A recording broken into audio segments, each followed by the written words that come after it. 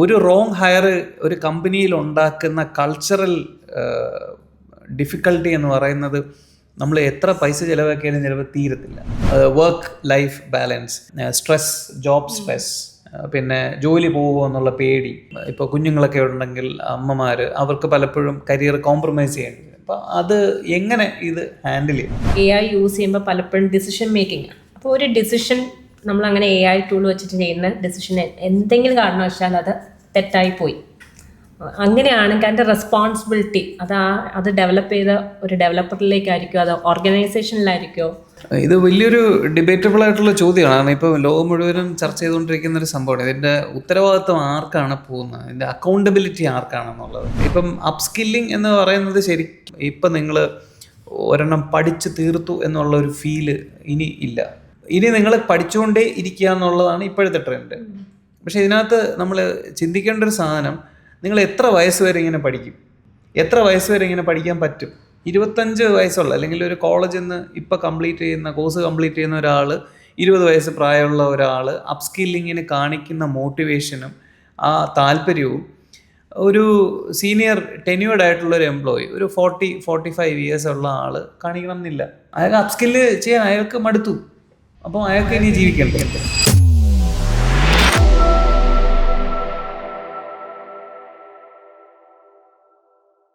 Hello all, welcome to another episode of podcast from ICT Academy of Kerala. ഇന്ന് നമ്മുടെ വിഷയം എന്ന് പറയുന്നത് AI meets psychology. ഞാനൊരു സിറ്റുവേഷൻ പറയുകയാണെങ്കിൽ, നമ്മൾ പലപ്പോഴും ChatGPT യൂസ് ചെയ്യുന്ന ആൾക്കാരാണ് അല്ലേ? പക്ഷെ നമുക്ക് ആൻസേഴ്സൊക്കെ കിട്ടുമ്പോൾ നമ്മൾ അറിയാതെയാണെങ്കിൽ ഒരു ടാങ്ക്സ് അതിലിട്ട് കഴിഞ്ഞാൽ അതിൽ നിന്ന് കിട്ടുന്ന റെസ്പോൺസ് എങ്ങനെയായിരിക്കും? ശ്രദ്ധിച്ചിട്ടുണ്ടോ നിങ്ങൾ ആരെങ്കിലും?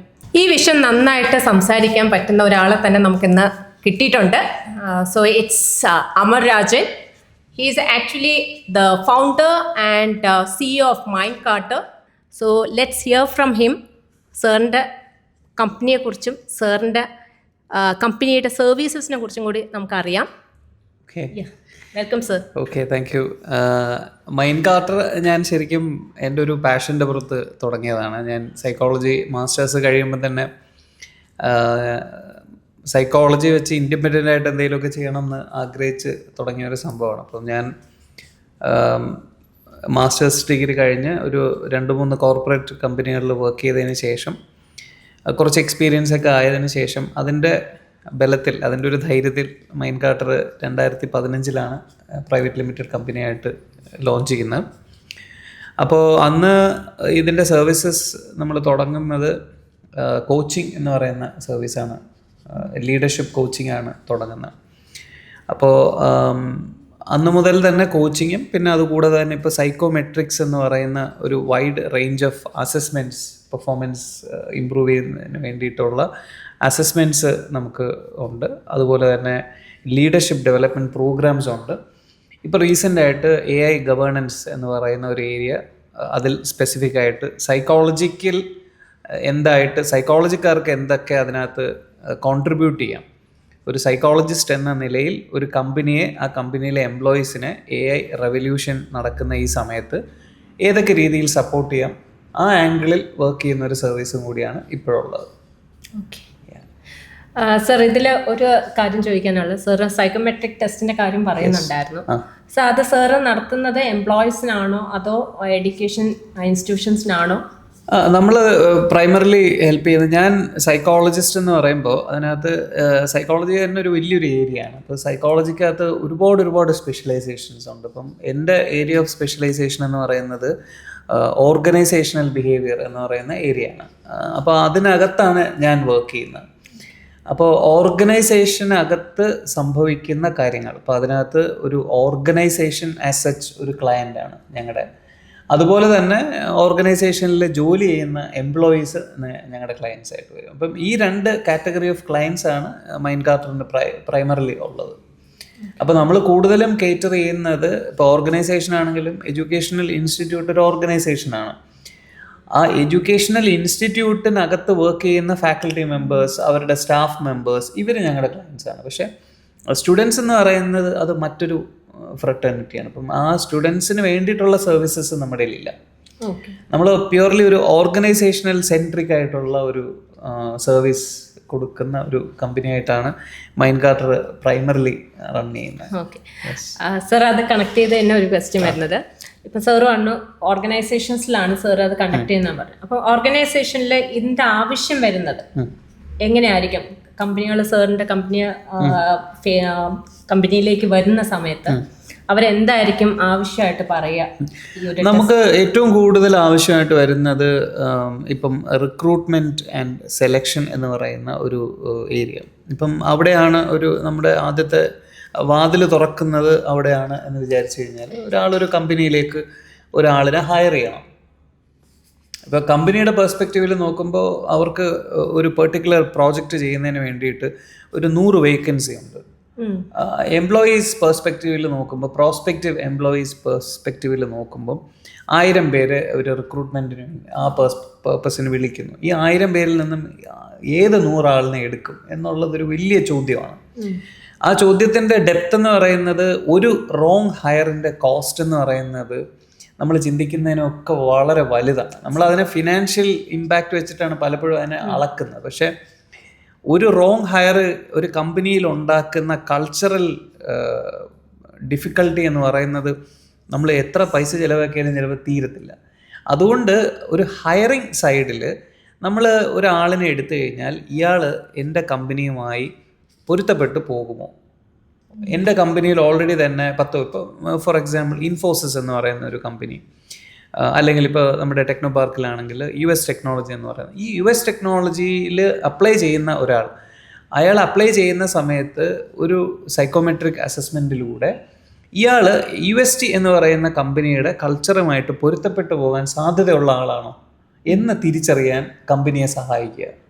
ഇത് നമ്മുടെ അസസ്മെൻറ്റിലൂടെയും, നമ്മുടെ അസസ്മെൻറ്റിൻ്റെ കൂടെ നമ്മൾ കൊടുക്കുന്ന ഒരു സർവീസാണ് ബിഹേവിയറൽ ഇൻ്റർവ്യൂ എന്ന് പറയുന്ന ഒരു പ്രോഗ്രാം. അതിലൂടെ നമുക്ക് കമ്പനീസ് റിക്രൂട്ട്മെൻറ്റിനും ഹയറിങ്ങിനും പോകുന്ന മാനേജേഴ്സിനെ ട്രെയിൻ ചെയ്യാനും, ഈ 1000 പേര് വരുമ്പോൾ അവരിൽ നിന്നും ആരെ തിരഞ്ഞെടുക്കണം എന്ന് സൈക്കോളജിക്കലി എങ്ങനെ അണ്ടർസ്റ്റാൻഡ് ചെയ്യാം എന്നും പറഞ്ഞു കൊടുക്കാൻ ആ ഒരു സർവീസ് ഒരുപാട് ഉപകാരപ്പെടും. പിന്നെ അത് കഴിഞ്ഞതിന് ശേഷം നമുക്ക് എംപ്ലോയി അസിസ്റ്റൻസ് പ്രോഗ്രാം എന്ന് പറഞ്ഞിട്ടൊരു പ്രോഗ്രാമാണ്. അത് കമ്പനി ജോലി സ്ഥലത്ത് ഉണ്ടാകുന്ന മാനസികമായ ബുദ്ധിമുട്ടുകൾ, വർക്ക് ലൈഫ് ബാലൻസ്, അതുപോലെ തന്നെ സ്ട്രെസ്, ജോബ് സ്ട്രെസ്, പിന്നെ ജോലി പോകുമോ എന്നുള്ള പേടി, വീട്ടിലെയും ഇപ്പോൾ കുഞ്ഞുങ്ങളൊക്കെ ഉണ്ടെങ്കിൽ അമ്മമാർ, അവർക്ക് പലപ്പോഴും കരിയർ കോംപ്രമൈസ് ചെയ്യേണ്ടി വരും. അപ്പോൾ അത് എങ്ങനെ ഇത് ഹാൻഡിൽ ചെയ്യണം? അപ്പോൾ പലപ്പോഴും നമ്മൾ പൊതുവിൽ കേൾക്കുന്നതെല്ലാം തന്നെ ഒരു ഇൻഡിവിജ്വൽ സെൻട്രിക് ആയിട്ടുള്ള അപ്രോച്ചാണ്. എന്ന് പറഞ്ഞാൽ ഒരാളിന് സ്ട്രെസ്സ് വരുന്നു, ആ സ്ട്രെസ്സിനെ എങ്ങനെ മാനേജ് ചെയ്യാം. ഇപ്പം രമ്യ ഒരിടത്ത് ജോലി ചെയ്യുന്നു, അപ്പോൾ രമ്യക്കൊരു സ്ട്രെസ്സ് വരുമ്പോൾ രമ്യയെ എങ്ങനെയാണ് ഹെൽപ്പ് ചെയ്യുന്നത് എന്നുള്ളതാണ്. എൻ്റെ കൂടുതൽ കോൺട്രിബ്യൂഷൻ വരുന്നത് രമ്യ ജോലി ചെയ്യുന്ന സ്ഥാപനത്തിൻ്റെ ഡിസൈൻ എങ്ങനെയാണ്.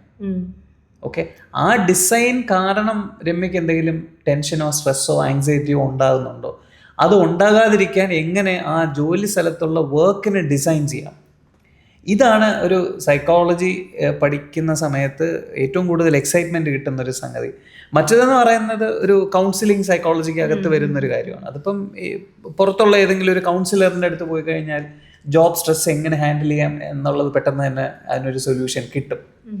അല്ലെങ്കിൽ ഒരു ടെലിഫോണിക് കൗൺസിലിങ്ങിലൂടെ അതിനൊരു മാറ്റം ഉണ്ടാവും. അപ്പം നമ്മൾ അത് മാത്രമല്ല, നമ്മൾ ഈ പറയുന്ന ജോബ് ഡിസൈൻ എന്ന് പറയുന്ന ഒരു ഏരിയയിൽ കമ്പനിയെ ഹെൽപ്പ് ചെയ്യുന്ന രീതിയിൽ, കമ്പനിക്കൊരു മാനേജറിനെ എങ്ങനെ, അയാളുടെ പ്രൊഫൈൽ എങ്ങനെ ഡിസൈൻ ചെയ്യാം, ഇതാണ് കൂടുതലും അതിനകത്ത് ഡിസൈൻ ഡീൽ ചെയ്യുന്നത്. യെസ്. പിന്നെ നമുക്ക് അത് കൂടാതെ ലീഡർഷിപ്പ് ഡെവലപ്മെൻറ്റ് പ്രോഗ്രാംസ് എന്ന് പറയുന്നത് അങ്ങനത്തെ പ്രോഗ്രാംസ് ഉണ്ട്. പിന്നെ ടീം ഡെവലപ്മെൻറ്റ് അങ്ങനത്തെ പ്രോഗ്രാംസ്. അപ്പോൾ ഒരു കമ്പനിക്ക് അകത്ത് വരുന്ന സൈക്കോളജിക്കലി എന്തൊക്കെ വെൽഫെയർ ആവശ്യമുണ്ടോ അതെല്ലാം അതിനകത്ത് ടേക്ക് കെയർ ചെയ്യുന്ന രീതിയിലാണ് അത് പ്ലാൻ ചെയ്യുന്നത്. ഓക്കെ, അപ്പം പല പല levels of psychometric test actually conduct ചെയ്യാറുണ്ട്. പല പല ലെവൽസ് എന്നുള്ളതിനേക്കാൾ ഉപരി പല തരത്തിലുള്ള സൈക്കോമെട്രിക് അസസ്മെൻറ്റ്സ്. ഇപ്പോൾ ഉദാഹരണത്തിന് ഒരാളിൻ്റെ ഇമോഷണൽ ഇൻ്റലിജൻസ് അത് എങ്ങനെയാണ് എന്ന് നമുക്ക് എങ്ങനെ മനസ്സിലാക്കാം, അത് അതിനെപ്പറ്റി അറിയുന്നതിന് വേണ്ടിയിട്ടൊരു ക്വസ്റ്റ്യനെയർ. അതുപോലെ തന്നെ അയാളുടെ ജോബ് സ്ട്രെസ് അയാൾക്ക് എന്തുമാത്രം ഉണ്ട്, ഇയാളുടെ ബേൺ ഔട്ട് എന്ന് പറയുന്നത് ഏത് ലെവലിലാണ് ഇപ്പോൾ, അതറിയാനായിട്ട്, പേഴ്സണാലിറ്റിയെ പറ്റി അറിയാനായിട്ട്. അതുപോലെ തന്നെ മോട്ടിവേഷൻ, ഇയാളെ മോട്ടിവേറ്റ് ചെയ്യുന്ന ഫാക്ടർ എന്താണ്, ഇയാളെ നമുക്ക് 10,000 രൂപ ബോണസ് കൊടുക്കുമ്പോഴാണോ അയാൾ മോട്ടിവേറ്റഡ് ആകുന്നത്, അതോ അയാൾക്ക് മോട്ടിവേഷൻ എന്ന് പറയുന്നത് നല്ല ചലഞ്ചിങ് ആയിട്ടുള്ള ടാസ്ക് കൊടുക്കുന്നതാണോ, അതോ അയാളെ ഒരു ഓൺസൈറ്റ് വർക്കിന് വേണ്ടി ഡെലിഗേറ്റ് ചെയ്യുന്നതാണോ അയാൾക്ക് മോട്ടിവേറ്റഡ് ആവുന്നത്, അതോ അയാളുടെ ഡ്രീംസ് റിയലൈസ് ചെയ്യാൻ വേണ്ടി അയാളെ ഈ ഓർഗനൈസേഷൻ ഹെൽപ്പ് ചെയ്യുന്നു എന്നുള്ള ഇത് കമ്പനിയെ സംബന്ധിച്ചിടത്തോളം അവരെ ഇപ്പം ഞാൻ ഈ പറയുന്ന സൈക്കോളജി പഠിക്കുമ്പോൾ തന്നെ മനസ്സിൽ വിചാരിക്കുന്നൊരു സാധനം, അത് ഞാൻ ഇപ്പോഴും വിചാരിക്കുന്നൊരു സംഗതിയാണ്. ഇപ്പം നമ്മളൊരു വിഷയം പഠിക്കുമ്പോൾ ഞാൻ അതിനെ 2 രീതിയിലാണ് ആലോചിക്കുന്നത്. ഒന്ന്, ഈ വിഷയം പഠിച്ചത് കൊണ്ട് നാട്ടുകാർക്ക് എന്താണ് ഗുണം, ഞാൻ സൈക്കോളജി പഠിക്കും അതുകൊണ്ട് നാട്ടുകാർക്ക് എന്താണ് ഗുണമുള്ളത് എന്ന് പറയുന്ന പോലെ നമ്മൾ ഈ വിഷയം പഠിക്കുന്നത് കൊണ്ട്, ഈ സർവീസ് ഓഫർ ചെയ്യുന്നത് കൊണ്ട് ഒരു കമ്പനിക്ക് എന്താണ് മെച്ചം ഉണ്ടാകാൻ പോകുന്നത്.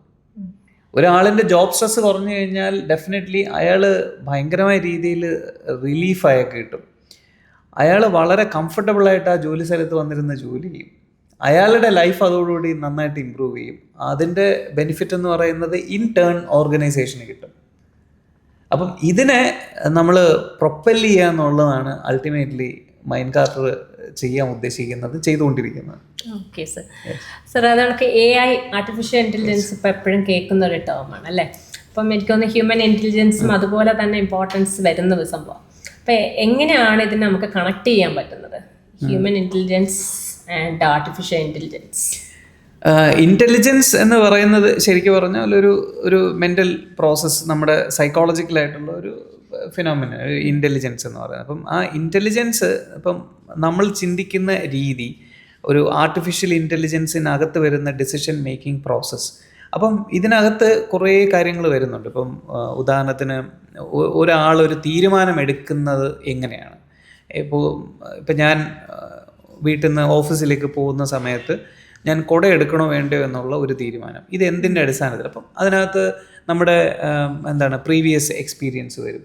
നമ്മൾ പുറത്ത് നോക്കുമ്പോൾ മഴ പെയ്യാൻ സാധ്യത ഉണ്ടോ ഇല്ലയോ എന്ന് നമുക്ക് മനസ്സിലാക്കാൻ പറ്റും. നമ്മൾ കാണുന്നു, നമ്മൾ ഈ സെൻസ് ഓർഗൻസ് വഴി കിട്ടുന്ന ഇൻഫർമേഷൻസിനെ പ്രോസസ്സ് ചെയ്യുന്നു. പ്രോസസ്സ് ചെയ്തതിന് ശേഷം നമ്മളൊരു തീരുമാനത്തിലെത്തുന്നു. അതുപോലെ തന്നെ ഇതിൻ്റെ മെമ്മറി എന്ന് പറയുന്നത്, നമ്മുടെ പഴയ ഓർമ്മകൾ ഇതിനകത്ത് നമ്മൾ ഡേറ്റ അനലൈസ് ചെയ്യുന്ന സമയത്ത് നമ്മൾ യൂസ് ചെയ്യാറുണ്ട്. പിന്നെ നമ്മൾ ഒരുപാട് ബയാസ്ഡ് ആയിട്ടുള്ള കാര്യങ്ങൾ അറിഞ്ഞും അറിയാതെയൊക്കെ അതിനകത്ത് വരുന്നുണ്ട്. അപ്പോൾ എന്ന് പറയുന്ന പോലെ ഒരു സൈക്കോളജിക്ക് അകത്ത് വരുന്ന സമയത്ത് നമ്മൾ നമ്മുടെ ഒരു ആളിൻ്റെ തോട്ട് പ്രോസസ്സിനെ പറ്റി പഠിക്കാറുണ്ട്. അതുപോലെ തന്നെ എങ്ങനെയാണ് ഒരാൾ തിങ്ക് ചെയ്യുന്നതെന്ന് പഠിക്കാറുണ്ട്. അയാളുടെ ഉള്ളിൽ ബ്രെയിനിൽ നടക്കുന്ന ബയോളജിക്കൽ പ്രോസസ്സ്, ന്യൂറൽ നെറ്റ്വർക്കിംഗ് എങ്ങനെയൊക്കെയാണ് സംഭവിക്കുന്നത്, ന്യൂറോ സൈക്കോളജിക്കകത്തും ബയോളജിക്കൽ സൈക്കോളജിക്കകത്തും ഒക്കെ അത് വളരെ വിശദമായിട്ട് പഠിക്കുന്നുണ്ട്. അത് കഴിഞ്ഞതിന് ശേഷം മെമ്മറിയെ പറ്റി മനസ്സിലാക്കുന്നുണ്ട്. ഏതൊക്കെ തരത്തിലുള്ള മെമ്മറിയാണ് ഉള്ളത്, അത് ഏതൊക്കെ രീതിയിലുള്ള സ്വഭാവം എലിസിറ്റ് ചെയ്യുന്നതിന് ഹെൽപ്ഫുൾ ആകും. അത് കഴിഞ്ഞതിന് ശേഷം എങ്ങനെയാണ് ഒരാൾ പഠിക്കുന്നത്, നമ്മൾ എങ്ങനെയാണ് പല കാര്യങ്ങളും ലേൺ ചെയ്യുന്നത്, അത് നമ്മൾ ഈ ബുക്കിലുള്ള കാര്യങ്ങൾ മാത്രമല്ല അല്ലാത്ത കാര്യങ്ങൾ തന്നെ. അപ്പോൾ അത് എങ്ങനെയൊക്കെയാണ് സംഭവിക്കുന്നത്, നമ്മൾ എങ്ങനെയാണ് പെർസീവ് ചെയ്യുന്നത്, നമ്മളൊരു കാര്യത്തെ മനസ്സിലാക്കുന്നത് എങ്ങനെയാണ്, ഒരു ഇൻഫർമേഷൻ നമ്മൾ എങ്ങനെ പ്രോസസ്സ് ചെയ്യുന്നു. അങ്ങനെ സൈക്കോളജിക്കകത്ത് ഒരു മനുഷ്യൻ്റെ ചിന്ത, അയാളുടെ സ്വഭാവം, ഇതിനെപ്പറ്റിയൊക്കെയാണ് സൈക്കോളജിയിൽ മുഴുവനും പഠിക്കുന്നത്. AI എന്ന് പറയുന്ന സമയത്ത് ഇതിൻ്റെ ഒരു ഡേറ്റ അനാലിസിസ്, ഡേറ്റകൾ ശേഖരിക്കുക, അതിനെ പ്രോസസ്സ് ചെയ്യുക, മനുഷ്യൻ ചെയ്യുന്നതിൻ്റെ ഒരു പാർട്ട് ഓഫ്, അല്ലെങ്കിൽ അതിൻ്റെ ഒരു മേജർ എലിമെൻറ്റ് നമ്മളൊരു ക്രിയേറ്റഡ് ആയിട്ടുള്ള ഒരു ഇൻ്റലിജൻസ് യൂസ് ചെയ്ത് ചെയ്യുന്നു എന്നുള്ളതാണ്. അവിടെ ഇപ്പം ഇതിൻ്റെ ഏറ്റവും വലിയ ഇതെന്ന് പറയുന്നത്, ഇപ്പോൾ ഒരു മനുഷ്യൻ്റെ ഒരു ഇവല്യൂഷൻ എന്ന് പറയുന്നത് എത്രയെങ്കിലും നൂറ്റാണ്ടുകൾ എടുത്തിട്ടാണ് ഇതിങ്ങനെ പ്രോഗ്രസ് ചെയ്ത് വരുന്നത്. അപ്പം ഈ പ്രോഗ്രസ് ചെയ്ത് വരുന്നതിൻ്റെ ഭാഗമായിട്ടാണ് നമ്മുടെ ഇൻ്റലിജൻസും നമ്മുടെ മൊത്തത്തിലുള്ള കാര്യങ്ങളും ഇപ്പം നമ്മൾ പോളിഷ്ഡായിട്ട് കാണുന്ന ഒരു ലെവലിലേക്ക് എത്തി നിൽക്കുന്നത്. അപ്പം ആർട്ടിഫിഷ്യൽ ഇൻ്റലിജൻസിനെ പറ്റി സംസാരിക്കുന്ന സമയത്ത് ആർട്ടിഫിഷ്യൽ ഇൻ്റലിജൻസും ഇതുപോലെ തന്നെ സമയമെടുത്ത് പോളിഷ്ഡായി വരേണ്ട ഒരു സംഗതിയാണ്. ഇപ്പോൾ അതിൻ്റെ ഒരു തുടക്ക ദിശയിലോ അല്ലെങ്കിൽ ശൈശവ ദിശയിലോ എന്ന് വേണമെങ്കിൽ നമുക്ക് പറയാം. പക്ഷേ ഇതിൻ്റെ ഇവല്യൂഷൻ എന്ന് പറയുന്നത് ഒരു ഹ്യൂമൻ ഇവല്യൂഷനേക്കാളും വളരെ ഫാസ്റ്റായിട്ടാണ് ഇത് നടക്കുന്നത്. അതുകൊണ്ട് തന്നെ ഇതിനകത്ത് സൈക്കോളജിക്കാർക്ക് ഒരുപാട് സാധനങ്ങൾ കോൺട്രിബ്യൂട്ട് ചെയ്യാൻ പറ്റും. പല പോരായ്മകൾ അല്ലെങ്കിൽ ഇതിനെ ഏതൊക്കെ രീതിയിൽ നന്നാക്കി എടുക്കാൻ സാധിക്കും, ആർട്ടിഫിഷ്യൽ ഇൻ്റലിജൻസ് എത്രത്തോളം നമുക്ക് യൂസ് ചെയ്യാം, ഏതൊക്കെ സ്ഥലത്ത് യൂസ് ചെയ്യാൻ പാടില്ല, ഇതിൻ്റെ എത്തിക്കൽ സൈഡ് എന്തൊക്കെയാണ്, ഓക്കെ, ഇത് ഏതൊക്കെ രീതിയിൽ ഗവേൺ ചെയ്യണം, ഇത് ഏതൊക്കെ രീതിയിൽ ഉപയോഗിക്കാൻ പാടില്ല, അങ്ങനെ ഒരുപാട് കാര്യങ്ങളിൽ സൈക്കോളജിക്ക് എ ഐക്കകത്ത് ഒരു വലിയ മേജർ റോളുണ്ട്. എ ഐ വരുന്ന സമയത്തും എ ഐ വന്നതിന് ശേഷം മനുഷ്യരിലുണ്ടാകുന്ന മാറ്റങ്ങൾ, അത് ആരൊക്കെ ഇത് ഉപയോഗിക്കും, എന്തുകൊണ്ട് ഇത് ഉപയോഗിക്കുന്നില്ല, ഓക്കെ, ഉപയോഗിക്കുന്നവരിലുണ്ടാകുന്ന പ്രശ്നങ്ങൾ എന്തൊക്കെ, അങ്ങനെ എ ഐ എന്താണോ ടെക്നിക്കലി എത്രത്തോളം സൗണ്ടാണോ, ഒരു ടെക്നോളജി ഡ്രിവൺ ആയിട്ട് അല്ലെങ്കിൽ ഒരു ടെക്നിക്കൽ ക്വാളിഫിക്കേഷൻ ഉള്ള ഒരാൾ എ ഐയെ എങ്ങനെയാണോ അപ്രോച്ച് ചെയ്യുന്നത്, അതോ അതിനോടൊപ്പമോ അല്ലെങ്കിൽ ഒരു പടി മുകളിലോ സൈക്കോളജി പഠിക്കുന്ന ആൾക്കാർക്ക് എ ഐയിൽ കോൺട്രിബ്യൂട്ട് ചെയ്യാൻ പറ്റും എന്നാണ് എനിക്ക് മനസ്സിലാവുന്നത്. Okay sir. സർ, ഇതായിട്ട് കണക്ട് ചെയ്ത ഒരു കാര്യം ചോദിക്കുകയാണ്. ഇപ്പം പലപ്പോഴും കേട്ടിട്ടുണ്ടാണ്, എനിക്കും പേഴ്സണലി എനിക്ക് ഫീൽ ചെയ്തിട്ടുണ്ട്, നമ്മൾ കുറേ നാൾ ഇപ്പം ChatGPT പോലെ അല്ലെങ്കിൽ ഏതെങ്കിലും AI ടൂൾ യൂസ് ചെയ്യുകയാണെങ്കിൽ നമ്മൾ പണ്ട് ഓർത്ത് എഴുതിക്കൊണ്ടിരുന്ന കാര്യം കുറേ നാൾ കഴിയുമ്പോൾ നമ്മൾ ഇവരെ യൂസ് ചെയ്ത് കഴിയുമ്പോഴത്തേക്കും ആ ഒരു 2 മിനിറ്റെങ്കിലും പിന്നെ ആലോചിക്കേണ്ടി വരുന്നുണ്ട് ആ സെയിം സെൻറ്റൻസ് എഴുതാനായിട്ട്. അപ്പം ഈ യൂത്തും ഇപ്പം അത്യാവശ്യം ഈ ഇതുപോലെയുള്ള AI ടൂൾസ് യൂസ് ചെയ്യുന്നുണ്ട്. അപ്പം അതൊരു പോസിറ്റീവ് സൈഡിലോട്ടും നെഗറ്റീവ് സൈഡിലോട്ടും ഇമ്പാക്റ്റ് വരും എന്നാണോ സാറും പറയുന്നത്? ഞാൻ പലയിടത്തും കേട്ടിട്ടുണ്ട് അങ്ങനെ ഒരു ന്യൂസ്. അപ്പം അത് സാറിൻ്റെ രീതിയിൽ അതെങ്ങനെ കാണുന്നത്? തീർച്ചയായിട്ടും അതിനൊരു ചലഞ്ച് അവിടെ ഉണ്ട്. കാരണം നമ്മളൊരു AI ടൂൾ നമ്മുടെ കയ്യിൽ കിട്ടിയാൽ നമ്മളത് എന്തിനു വേണ്ടി യൂസ് ചെയ്യുന്നു എന്നുള്ളതൊരു വലിയൊരു സിഗ്നിഫിക്കൻ്റ് ആയിട്ടുള്ളൊരു ചോദ്യമാണ്. ഇപ്പോൾ കുട്ടികൾക്കിടയിൽ, ഇപ്പം എൻ്റെ പേഴ്സണൽ ഒപ്പീനിയൻ, സ്കൂൾ തലത്തിലും കോളേജിലും ഒരു പരിധിവരെ, ഒരു ഡിഗ്രി തലം വരെയൊക്കെ കുട്ടികൾ അത് യൂസ് ചെയ്യുന്നത് അവരായിട്ട് തന്നെ സ്വയം ലിമിറ്റ് ചെയ്യണം എന്നുള്ള അഭിപ്രായമുള്ള ഒരാളാണ്. കാരണം ഇപ്പം ഞാനൊരു എസ്സേ എഴുതുന്നതിന് വേണ്ടിയിട്ട് ChatGPT യൂസ് ചെയ്യുന്നു. ChatGPT യൂസ് ചെയ്തുകൊണ്ട് ഞാൻ എസ്സേയിലെ എന്ത് എലിമെൻറ്റിനാണ് അത് യൂസ് ചെയ്യുന്നത്?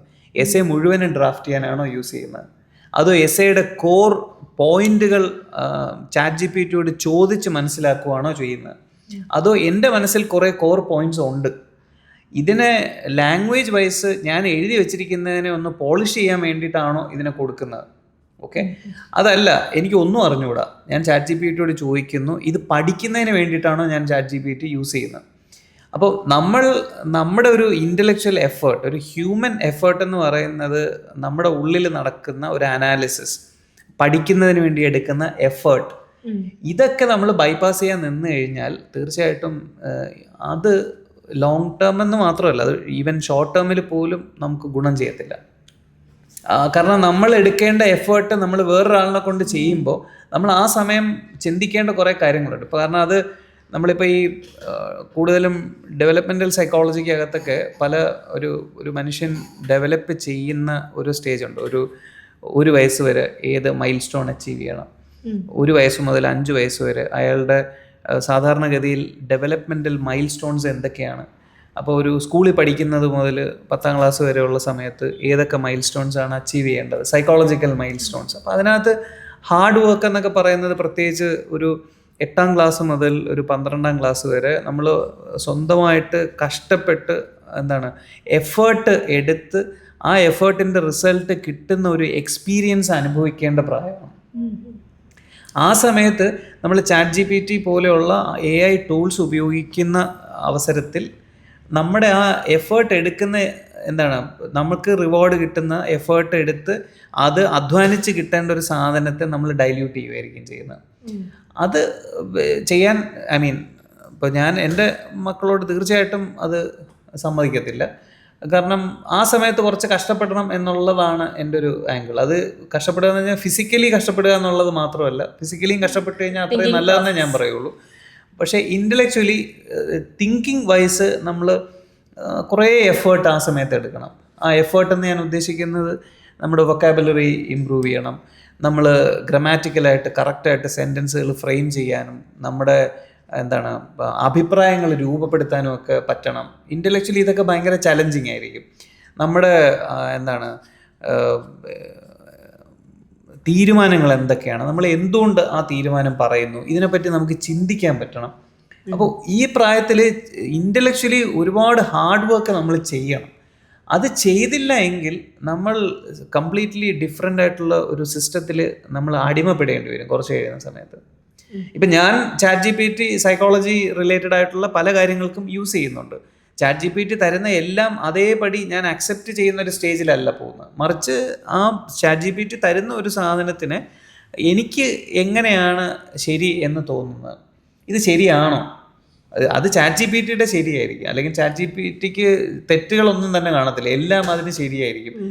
ഞാൻ എൻ്റെ ബോധ്യത്തിൽ നിന്നാണ് ഞാൻ തീരുമാനിക്കുന്നത്, ഇതല്ലല്ലോ, ഇതങ്ങനെ ശരിയാവത്തില്ലല്ലോ. ഇങ്ങനെ വരണം എന്നുണ്ടെങ്കിൽ നമ്മൾ സ്കൂൾ തലം മുതൽ കോളേജ് തലം വരെയൊക്കെ ഈ വായിച്ച് ചിന്തിച്ച് പല ആൾക്കാരുമായിട്ട് ചർച്ച ചെയ്ത് അതിൻ്റെ വരും വരായികളെ പറ്റിയൊക്കെ ആലോചിച്ച് നമ്മുടെ എക്സ്പീരിയൻസിൻ്റെ പുറത്ത് നമ്മൾ ചിന്തിച്ച് ഇങ്ങനെയൊക്കെയാണ് ആ സാധനം വരുന്നത്. അവിടെയാണ് AI ഇല്ലായ്മ ഉണ്ടെന്ന് ഞാൻ പറയുന്നത്. നമ്മൾ നേരത്തെ പറഞ്ഞ പോലെ AIയും മനുഷ്യനും തമ്മിലുള്ള ചിന്തയിലുള്ള വ്യത്യാസം അവിടെയാണ് വരുന്നത്. മഴ പെയ്യും എന്ന് പ്രെഡിക്റ്റ് ചെയ്യാൻ പറ്റും, പക്ഷെ മഴ പെയ്യുമ്പോൾ അനുഭവിക്കാൻ പറ്റുന്നില്ല. ഈ ഒരു വലിയ വ്യത്യാസം കുട്ടികൾക്കിടയിൽ നമ്മൾ അപ്പോഴേ ഇതെല്ലാം കൊടുത്തു കഴിഞ്ഞാൽ വലിയ ബുദ്ധിമുട്ടായി പോകും. കറക്റ്റ് സാർ പറഞ്ഞാൽ എനിക്ക് തോന്നുന്നു കറക്റ്റ്. ആ തിങ്കിങ് പ്രോസസ്സൊക്കെ പോയി കഴിഞ്ഞാൽ പിന്നെ ബുദ്ധിമുട്ടായിരിക്കും ലോങ് റണ്ണിലൊക്കെ. സാർ അത് കണക്ട് ചെയ്ത് സാർ നേരത്തെ ഒരു ഡിസ്കഷനിൽ പറഞ്ഞത് എത്തിക്കൽ AI എന്നുള്ള വാക്ക് യൂസ് ചെയ്യുന്നതാണ്. അപ്പം എത്തിക്കൽ ആൻഡ് റെസ്പോൺസിബിൾ AI നമ്മൾ പലയിടത്തും കേൾക്കുന്നതാണ്. അപ്പം ഞാൻ ചോദിക്കുന്നത് എന്താ വെച്ചാൽ നമ്മൾ AI യൂസ് ചെയ്യുമ്പോൾ പലപ്പോഴും ഡിസിഷൻ മേക്കിംഗ് ആണ്. അപ്പോൾ ഒരു ഡിസിഷൻ നമ്മളങ്ങനെ AI ടൂൾ വെച്ചിട്ട് ചെയ്യുന്ന ഡിസിഷൻ എന്തെങ്കിലും കാരണവശാൽ അത് തെറ്റായിപ്പോയി, അങ്ങനെയാണെങ്കിൽ അതിൻ്റെ റെസ്പോൺസിബിലിറ്റി അത് ഡെവലപ്പ് ചെയ്ത ഒരു ഡെവലപ്പറിലേക്കായിരിക്കുമോ അതോ ഓർഗനൈസേഷനിലായിരിക്കുമോ, അതെങ്ങനെയായിരിക്കും പോകുന്നത്? ഇത് വലിയൊരു ഡിബേറ്റബിൾ ആയിട്ടുള്ള ചോദ്യമാണ്. ഇപ്പോൾ ലോകം മുഴുവനും ചർച്ച ചെയ്തുകൊണ്ടിരിക്കുന്ന ഒരു സംഭവമാണ്. ഇതിൻ്റെ ഉത്തരവാദിത്വം ആർക്കാണ് പോകുന്നത്, ഇതിൻ്റെ അക്കൗണ്ടബിലിറ്റി ആർക്കാണെന്നുള്ളത്.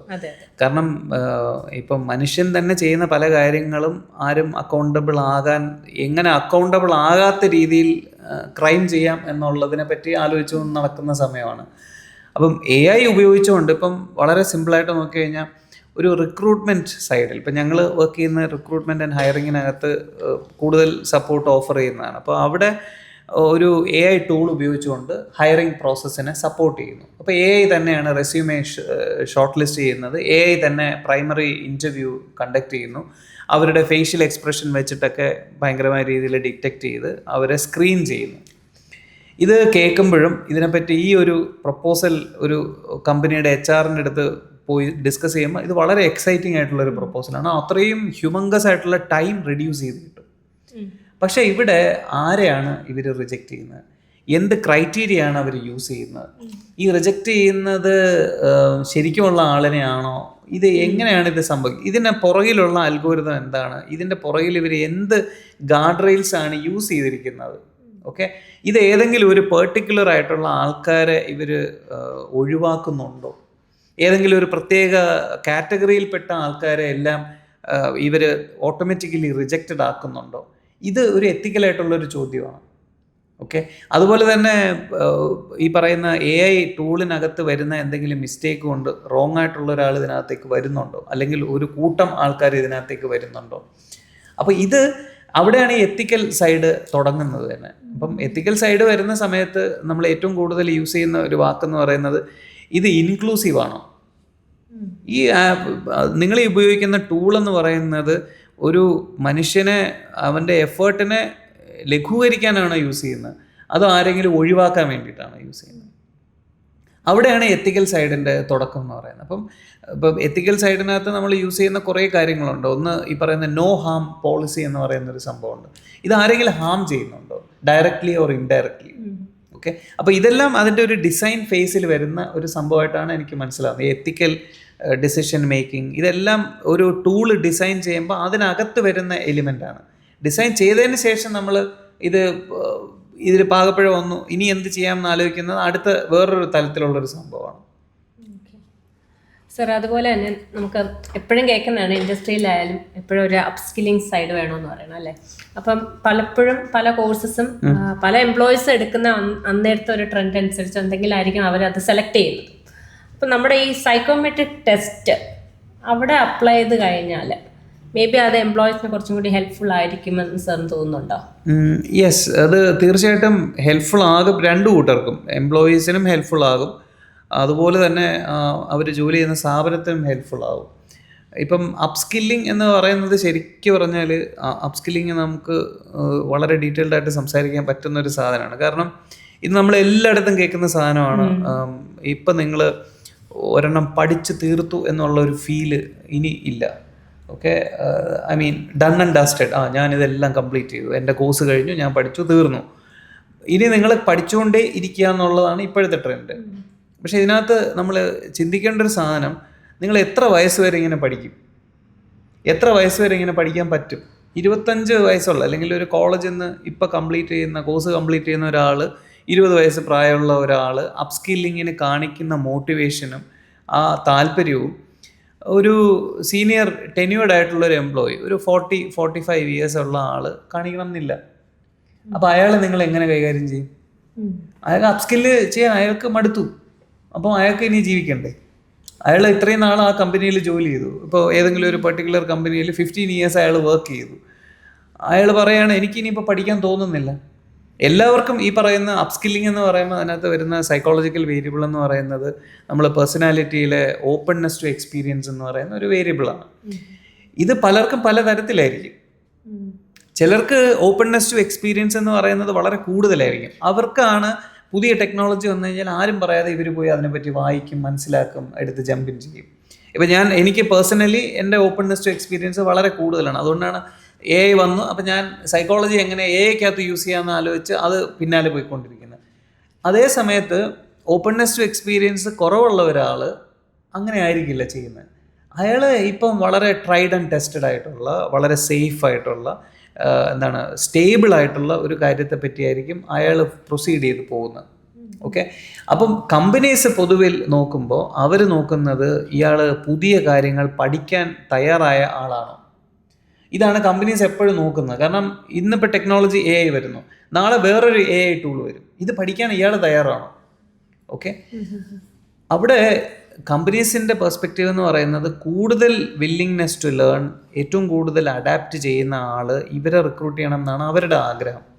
പക്ഷെ അതിനൊരു ചെറിയൊരു പ്രശ്നം സൈക്കോളജിക്കലി ഉള്ളത്, ഇപ്പം നമ്മുടെ വീട്ടിൽ തന്നെ എല്ലാ ആൾക്കാരും ഈ പറയുന്ന പുതിയ കാര്യങ്ങൾ പഠിക്കാനും പുതിയതിനോട് അഭിനിവേശമുള്ള ആൾക്കാരാണെന്ന് വിചാരിക്കും. എല്ലാവരും, അച്ഛനും അമ്മയും മക്കളും എല്ലാവരും. അവിടെ നമുക്ക് കുറച്ച് കഴിയുമ്പോൾ കാണാൻ പറ്റുന്നത് ഈ സ്റ്റെബിലിറ്റി എന്ന് പറയുന്ന ഒരു സംഭവം കുറഞ്ഞു വരും. അവരെല്ലാം പുതിയതിനോടായിരിക്കും. അപ്പം ഈ പഴയതിന് എന്ത് സംഭവിക്കും? ഇവരുടെ ഈ പ്രൊസീഡ് ചെയ്ത് പോകുന്നതനുസരിച്ച് ഇവരുടെ സ്റ്റെബിലിറ്റി എന്ന് പറയുന്നത് ബാലൻസ്ഡ് ആവത്തില്ല. പുതിയ കാര്യങ്ങളെ പറ്റി അറിയാൻ ആഗ്രഹമുള്ള 5 പേര് ടീമിനകത്ത് ഉള്ളപ്പോൾ തന്നെ പുതിയ കാര്യങ്ങളല്ല, പഴയ സ്റ്റേബിളായിട്ട് പോകുന്ന ട്രൈഡ് ആൻഡ് ടെസ്റ്റഡ് ആയിട്ടുള്ള മെത്തേഡ്സിനെ വെൽക്കം ചെയ്യുന്ന ഒരു 5 പേരും കൂടെ അവിടെ വേണം. അങ്ങനെ വരുമ്പോഴാണ് ആ ടീം വളരെ സ്ട്രോങ് ആയിട്ട് പോകുന്നത്. അല്ലെങ്കിൽ ഒരു യൂണിലാറ്ററലായിട്ട് നമുക്ക് പുതിയത് വേണം, ഇന്നൊരു പുതിയ ടെക്നോളജി ഇറങ്ങി, എന്നാൽ പിന്നെ നമുക്ക് അതിലോട്ട് പോവാം. അതിലോട്ട് പോകുമ്പോൾ മറ്റേ ആൾ അവിടെ ഉണ്ടെങ്കിൽ അയാൾ പറയും അതിലോട്ട് പോയാൽ എങ്ങനെ ശരിയാവും, അവിടെ ഇന്ന പ്രശ്നങ്ങൾ വരാൻ സാധ്യതയില്ലേ, ഇങ്ങനെ ചോദിക്കാനായിട്ട് അവിടെ ആൾ വേണം. ഓക്കെ, അപ്പോൾ അവിടെ വരുന്ന ഏറ്റവും വലിയ പ്രശ്നം, അത്തരത്തിലുള്ള ആൾക്കാരെ ഒരു കമ്പനിയിൽ ഇപ്പോൾ ഓൾറെഡി 100 പേരുണ്ടെങ്കിൽ ഈ 100 പേരും ടെക്നോളജിയെ വെൽക്കം ചെയ്യുന്ന ആൾക്കാരായിരിക്കത്തില്ല.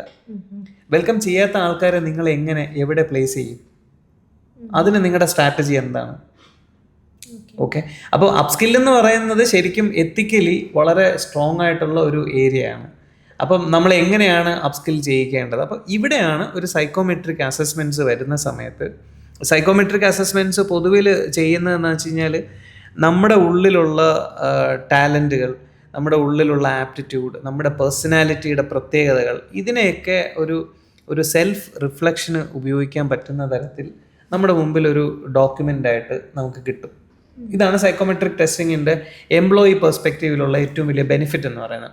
നോർമലി ഇപ്പോൾ ഒരു സൈക്കോമെട്രിക് ടെസ്റ്റിനകത്ത് ഒരു ലെറ്റ്സ് സേ ഒരു 30 ചോദ്യങ്ങളുണ്ടെന്ന് വിചാരിക്കുക. നോർമലി നമ്മൾ ആരും തന്നെ ആ ചോദ്യം അതർവൈസ് നമ്മളോട് ചോദിക്കാത്ത ചോദ്യങ്ങളായിരിക്കും. അപ്പോൾ അതിനുള്ള ഉത്തരം എഴുതി നമുക്കൊരു റിപ്പോർട്ട് കൈ കിട്ടുന്ന സമയത്ത് എൻ്റെ പേഴ്സണാലിറ്റി ഇങ്ങനെയാണോ, ഇതിനെപ്പറ്റി എനിക്കൊന്ന് ആലോചിക്കാനുള്ളൊരു മൊമെൻ്റ് അവിടെ വരും.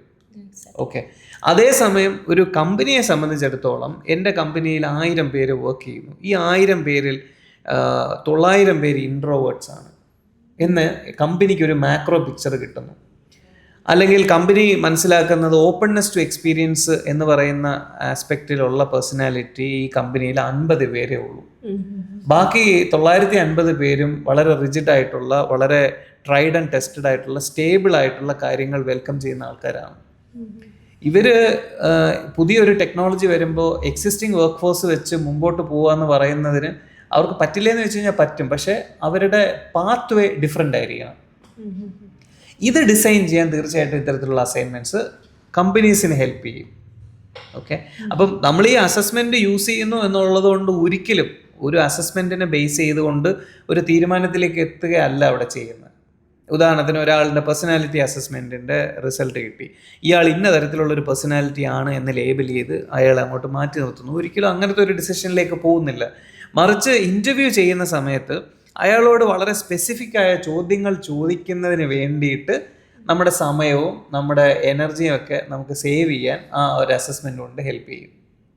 അയാൾ പറയുകയാണ് ഞാൻ ഇന്ന തരത്തിലുള്ള ഒരാളാണെന്ന് നമുക്കൊന്ന് ക്രോസ് ചെക്ക് ചെയ്യുന്നതിന് വേണ്ടി കൃത്യമായിട്ടുള്ള ഒരു ബിഹേവിയറൽ ഇൻ്റർവ്യൂ ക്വസ്റ്റ്യൻ നമുക്ക് ഫ്രെയിം ചെയ്യാൻ സാധിക്കും. അതർവൈസ് നമുക്ക് ആ ഒരു ക്വസ്റ്റ്യനിലേക്ക് എത്തിപ്പെടണമെങ്കിൽ നമുക്ക് ഒരുപക്ഷെ അയാളുമായിട്ട് ഒരു 3-4 മണിക്കൂർ സംസാരിച്ചാൽ മാത്രമേ നമുക്ക് വളരെ പിൻ പോയിൻ്റ് ചെയ്ത് അതിലേക്ക് എത്താൻ സാധിക്കുകയുള്ളൂ. അങ്ങനെയൊക്കെയാണ് നമ്മൾ ഈ സൈക്കോമെട്രിക് അസസ്മെൻറ്റ്സ് യൂസ് ചെയ്യുന്നത്. ഞാൻ അതിൽ ഏറ്റവും കൂടുതൽ യൂസ് ചെയ്യുന്നത് എംപ്ലോയീസിനും അതുപോലെ തന്നെ കമ്പനീസിനും ഒരു സെൽഫ് റിഫ്ലക്ഷൻ കൊടുക്കുന്നതിന് വേണ്ടിയിട്ടാണ് ഈ പറയുന്ന അസസ്മെൻറ്റ്സ് അതിനകത്ത് യൂസ് ചെയ്യുന്നത്. സാർ പറഞ്ഞ കറക്റ്റ് സെൽഫ് റിഫ്ലക്ഷൻ ആണ് പലപ്പോഴും നമുക്ക് മിസ് ഔട്ട് ആവുന്നത്. ഈ സൈക്കോമെട്രിക് ടെസ്റ്റ് വെച്ച് നമുക്ക് കിട്ടുവാണെങ്കിൽ ദാറ്റ്സ് എ ബിഗ് തിങ്. പിന്നെ ഒരു സാർ ഇപ്പോൾ സൈക്കോളജി സൈഡ് ഞാൻ നോക്കിയപ്പോൾ സാറ് മാസ്റ്റേഴ്സും എല്ലാം അതിലാണ്, എംഫിൽ ഉൾപ്പെടെ സൈക്കോളജി സൈഡിലാണ്. അപ്പം AI ഇൻ സൈക്കോളജി സാർ ഇപ്പോൾ ഒരു ഇൻട്രസ്റ്റിംഗ് ഏരിയ ആയിട്ട് എടുത്തിട്ടുണ്ട്. അപ്പം ആ AI ഇൻ സൈക്കോളജി എന്ന് പറയുന്ന ഒരു കോഴ്സിന്റെ സാധ്യത എങ്ങനെയായിരിക്കും ഫ്യൂച്ചറിലൊക്കെ വരിക? ഫ്യൂച്ചറിൽ ഒരുപക്ഷെ അങ്ങനെ കോഴ്സുകളൊക്കെ വന്നെന്നിരിക്കും. കാരണം ഇപ്പോൾ കൂടുതലും എനിക്ക് തോന്നുന്നു ഇപ്പം നമ്മുടെ നാട്ടിലിപ്പം FYUGP എന്ന് പറയുന്ന ടൈപ്പിലുള്ള പ്രോഗ്രാംസാണ് ഇപ്പോഴുള്ളത്.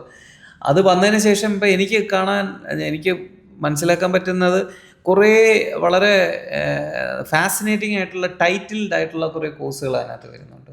ഇപ്പോൾ AI സൈക്കോളജി എന്ന് പറയുന്ന വളരെ ഇത് കൊള്ളാമല്ലോ, ഫാസിനേറ്റിംഗ് ആയിട്ടുള്ളൊരു സാധനമാണ്, ഞാൻ ഇത് കേട്ടിട്ടില്ലല്ലോ. അതുപോലെ പല തരത്തിലുള്ള അപ്പം ഇത്തരത്തിലുള്ളൊരു കോഴ്സ് ഒരുപക്ഷെ നാളെയോ അല്ലെങ്കിൽ അടുത്ത വർഷമൊക്കെ വരാൻ സാധ്യതയുണ്ടെന്നാണ് ഞാൻ വിചാരിക്കുന്നത്. പക്ഷേ നമ്മൾ ഈ ഒരു ഹയർ എഡ്യൂക്കേഷൻ പെർസ്പെക്റ്റീവിൽ നോക്കുമ്പോൾ നമ്മൾ ഈ ടൈറ്റിലിൽ ഫോക്കസ് ചെയ്യുന്നതിന് പകരം ഈ വിഷയം പഠിപ്പിക്കുന്ന അതിനകത്ത് വരുന്ന സിലബസുകൾ, അതിനകത്ത് ഈ കുട്ടികളെ പഠിപ്പിച്ചു കഴിഞ്ഞാൽ ഇവർക്ക് ഇന്നിപ്പോൾ AI സൈക്കോളജി, നാളെ സൈക്കോളജി വെച്ച് എന്ത് തരത്തിലുള്ള മാറ്റം വന്നാലും അവിടെ സൈക്കോളജി അപ്ലൈ ചെയ്യാൻ പറ്റും. ഇത് അപ്ലൈ ചെയ്യാൻ ഒരാളിനെ ഏബിൾ ആക്കുക എന്നുള്ളിടത്താണ് ഒരു കോഴ്സിൻ്റെ ഭംഗിയിരിക്കുന്നത്. ഇപ്പം ഞാൻ പഠിച്ചുകൊണ്ടിരുന്ന സമയത്ത് ഞാൻ 2002 മാസ്റ്റേഴ്സ് കഴിഞ്ഞത്. അന്ന് AI പോയിട്ട് വേറെ ഒരു സാധനം അന്നില്ല. അപ്പോൾ അന്ന് പഠിച്ച മാസ്റ്റേഴ്സ് ഡിഗ്രിക്ക് പഠിച്ച സബ്ജക്റ്റ് തന്നെയാണ് ഇപ്പോഴും വായിച്ചുകൊണ്ടിരിക്കുന്നത്. അതിനെ വെച്ചിട്ട് തന്നെയാണ് ഞാനിപ്പോൾ ചിന്തിക്കുന്നത്. ഈ പറഞ്ഞ പോലെ പുതിയ സാധനങ്ങൾ വരുമ്പോൾ അവിടെ എടുത്ത് ചാടാനായിട്ട് നമുക്ക് കിട്ടിയ നോളജ് ഉപയോഗിക്കാൻ പറ്റുമോ എന്നുള്ളിടത്താണ് കൂടുതൽ കാര്യം ഇരിക്കുന്നതാണ് ഞാൻ മനസ്സിലാക്കുന്നത്. അപ്പോൾ അതിന് പറ്റുന്ന കോഴ്സുകൾ റൺ ചെയ്ത് കഴിഞ്ഞാൽ അത് കുറച്ചും കൂടെ നല്ലതായിരിക്കും. അവിടെയാണ് കൂടുതൽ ഫോക്കസ് ചെയ്യേണ്ടതെന്ന് തോന്നുന്നത്. തീർച്ചയായിട്ടും AI ഇൻ സൈക്കോളജി എന്ന് പറയുന്ന സാധനം വരും. അത് കഴിഞ്ഞിപ്പോൾ AI സൈക്കോളജി വരുമ്പോൾ ഇനി വേറെ ഒരുപാട് പ്രശ്നങ്ങൾ ഇനി പൊങ്ങി വരാൻ തുടങ്ങും. അപ്പോൾ AI ഇപ്പോൾ ഇമോഷണൽ ഡിപ്പെൻഡൻസി ഇൻ AI എന്ന് പറയുന്ന ഒരു സാധനം വന്നു തുടങ്ങും. ഇപ്പോൾ അതിനെപ്പറ്റി എനിക്ക് തോന്നുന്നത് സംസാരിച്ച് തുടങ്ങിയിട്ടുണ്ട്. ChatGPTയോട് ഒരു ഇമോഷണലി നമ്മൾ അറ്റാച്ച്ഡ് ആയി പോകുന്നു, അല്ലെങ്കിൽ ക്ലോഡ് AIയോട് ഇമോഷണലി അറ്റാച്ച്ഡ് ആവുന്നു, റോബോട്ട്സുകളോട് ഇമോഷണലി അറ്റാച്ച്ഡ്. അപ്പോൾ അതൊരു മറ്റൊരു മേഖലയായിട്ട് വന്നേക്കാം. അപ്പോൾ അത് എങ്ങനെ ഓവർകം ചെയ്യാം, എങ്ങനെ അത് ഒഴിവാക്കാൻ സാധിക്കും? നമ്മൾ അഡിക്ഷൻ ഒക്കെ ഡീൽ ചെയ്യുന്ന പോലെ തന്നെ ഒരുപക്ഷെ നാളെ അതും ഡീൽ ചെയ്യേണ്ടി വന്നേക്കാം.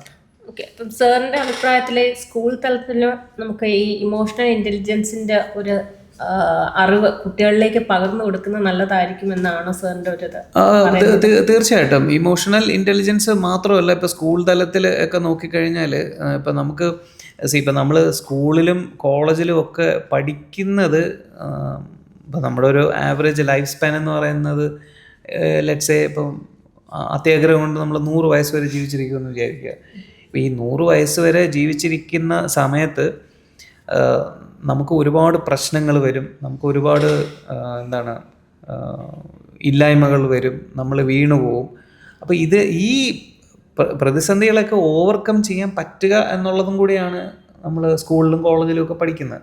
അപ്പോൾ ഇമോഷണൽ ഇൻ്റലിജൻസിൻ്റെ ഒരു റെലവൻസ് എന്ന് പറഞ്ഞാൽ, നമ്മളൊരു ജോലി സ്ഥലത്ത് വന്നിരിക്കുന്ന സമയത്ത് നമ്മളൊരു പ്രത്യേക രീതിയിൽ എന്തെങ്കിലും പെരുമാറിയാൽ അടുത്തിരിക്കുന്ന ആളിന്, എൻ്റെ കൊളീഗിന് എന്ത് തോന്നും, അയാൾക്ക് എങ്ങനെയായിരിക്കും അത് ഫീൽ ചെയ്യുന്നത്, അയാൾ എന്നോട് എന്തുകൊണ്ട് ഇന്നത് പറയുന്നു, ഓക്കെ, ഇപ്പം ഞാൻ എന്തുകൊണ്ട് അയാളോട് ദേഷ്യപ്പെട്ടു. അപ്പോൾ ഇതുപോലെയുള്ള പല പല എലിമെൻറ്റ്സ് ഇമോഷണൽ ഇൻ്റലിജൻസിനകത്തുണ്ട്.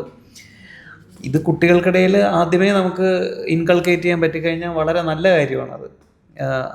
അത് നമ്മൾ ഇമോഷണൽ ഇൻ്റലിജൻസ് എന്ന് പറഞ്ഞിട്ടൊരു സിലബസ് അവിടെ കൊണ്ട് വെക്കുമ്പോഴാണ് അതിനേക്കാളും നല്ലത് പിള്ളേർക്ക് കളിക്കാനുള്ള അവസരങ്ങൾ കൊടുക്കുക, ഗ്രൗണ്ടിൽ പോയി അടികൂടാനും വഴക്കടിക്കാനും, വഴക്കടിച്ച് അവരുടെ ആർഗ്യുമെൻ്റ് പരാജയപ്പെടുന്നത് എക്സ്പീരിയൻസ് ചെയ്യാനും, എന്നാൽ അവരുടെ ആർഗ്യുമെൻ്റ് വിജയിക്കുന്നത് എക്സ്പീരിയൻസ് ചെയ്യാനും, സമരം ചെയ്യാനും. ഇത് ക്ലാസ്സിൽ ടീച്ചർ ഒരു കാര്യം പറയുന്നു, അതിനോട് യോജിക്കാൻ കഴിയുന്നില്ല, അപ്പോൾ ആ വിയോജിപ്പ് എങ്ങനെ പറയും, ഇതൊക്കെ എക്സ്പീരിയൻസ് ചെയ്യാനുള്ള പ്ലാറ്റ്ഫോം ആക്കി മാറ്റുക എന്നുള്ളതാണ് സ്കൂളും കോളേജിനകത്തും ചെയ്യേണ്ടത്.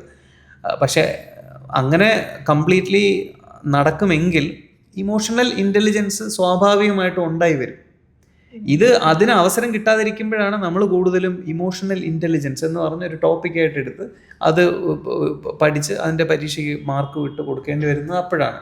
ഇമോഷണൽ ഇൻ്റലിജൻസ് എന്ന് പറയുന്നത് ഇപ്പം നമ്മുടെ വീട്ടിൽ 2 മക്കളുണ്ടെങ്കിൽ മൂത്ത ആൾ രണ്ടാമത്തെ ആൾ വരുന്ന സമയത്ത് കുറേ അഡ്ജസ്റ്റ് ചെയ്യും. ഇത് ഇമോഷണൽ ഇൻ്റലിജൻസിൻ്റെ ഭാഗമായിട്ട് നാച്ചുറലി നടക്കുന്ന സാധനമാണ്.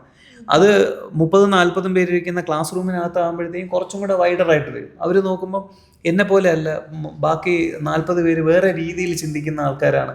ഇത് തന്നെയാണ് ആ റിയലൈസേഷൻ എന്ന് പറയുന്നത്. അപ്പം ഇതിന് നമ്മൾ അവസരങ്ങൾ ഉണ്ടാക്കി കൊടുക്കുക എന്നുള്ളതാണ് സ്കൂളിൽ ചെയ്യേണ്ടത്.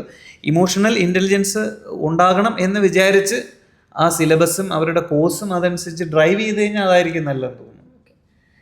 Thanks sir.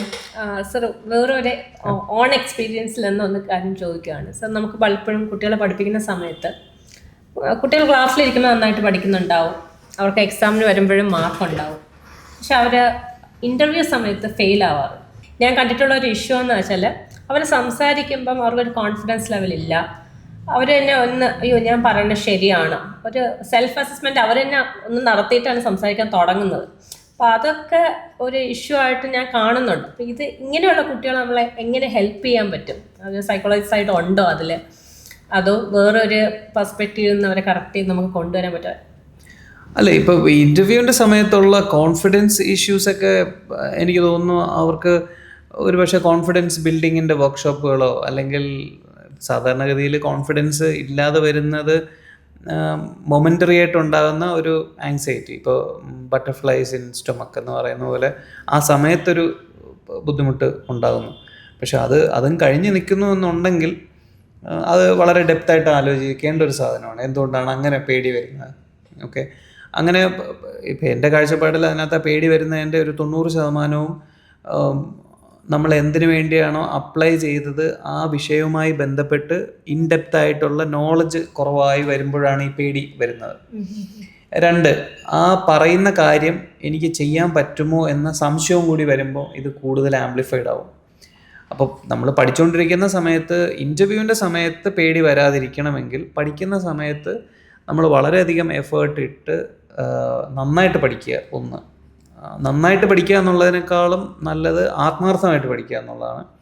2, പഠിച്ച കാര്യങ്ങൾ പയറ്റി തെളിയുന്നതിന് വേണ്ടിയിട്ട് നമ്മൾ തന്നെ സ്വയം ഒരു എക്സ്പോഷർ ഉണ്ടാക്കി പല സ്ഥലങ്ങളിലും ഇൻറ്റേൺഷിപ്പ് പോലെയുള്ള പ്രോജക്ട്സുകൾ ചെയ്ത് നമുക്കതിലൊരു പ്രാവീണ്യമുണ്ട് എന്ന് നമ്മളെ തന്നെ ബോധ്യപ്പെടുത്തണം. എന്നിട്ട് നമ്മളൊരു ഇൻ്റർവ്യൂവിന് ഒരാളുടെ അടുത്ത് പോയിരുന്നു കഴിഞ്ഞാൽ ഒരു കാരണവശാലും പേടിക്കേണ്ടി വരത്തില്ല. കാരണം നമ്മൾ ചെയ്ത കാര്യത്തെ പറ്റിയാണ് അവിടെ പറയുന്നത്. നമ്മൾ ചെയ്ത കാര്യത്തെപ്പറ്റി പറയാതെ ചെയ്യാൻ ഉദ്ദേശിക്കുന്ന കാര്യത്തെപ്പറ്റി പറയുമ്പോൾ ഒന്നുകിൽ നമുക്ക് അത്രയും തിയററ്റിക്കലി നമ്മൾ സ്ട്രോങ് ആയിരിക്കണം. ഇതാണ് എനിക്കിതിൽ ഉറപ്പുണ്ട്, ഇന്നത് ചെയ്ത് കഴിഞ്ഞാൽ ഇന്ന രീതിയിൽ കോഡ് എഴുതിയാൽ അത് നടക്കും എന്ന് ധൈര്യത്തോടെ പറയാൻ പറ്റണമെങ്കിൽ നമ്മൾ അത്രയും ഡെപ്തിൽ പോയി ആ വിഷയത്തെപ്പറ്റി പഠിക്കണം. ഇത് രണ്ടും നടന്നു കഴിഞ്ഞാൽ സ്വാഭാവികമായിട്ടും നമ്മൾ എന്താണോ അത് അവിടെ പോയി പ്രസൻറ്റ് ചെയ്യാൻ പറ്റും. അല്ലാതെ ഇപ്പോൾ നമുക്ക് കോൺഫിഡൻസ് ബിൽഡിംഗ് എന്ന് പറഞ്ഞൊരു പ്രോഗ്രാം വെക്കുന്ന സമയത്ത് അവിടെ സംഭവിക്കുന്നത് വളരെ കോസ്മെറ്റിക് ആയിട്ടുള്ള കുറേ കാര്യങ്ങൾ. നിങ്ങൾ എങ്ങനെ ഹാൻഡ് ഷേക്ക് കൊടുക്കണം, നിങ്ങൾ ഇൻ്റർവ്യൂവിന് പോകുമ്പോൾ എങ്ങനെ ചിരിക്കണം, നിങ്ങൾ പെർഫ്യൂം ഉപയോഗിക്കണം, നിങ്ങൾ ഏത് കളറിലുള്ള ഡ്രസ്സ് ഉപയോഗിക്കണം, ഇതൊക്കെ വളരെ ഇൻസ്റ്റൻ്റ് ആയിട്ട് ഉണ്ടാകുന്ന കുറേ പെരിഫറൽ സാധനങ്ങളാണ്.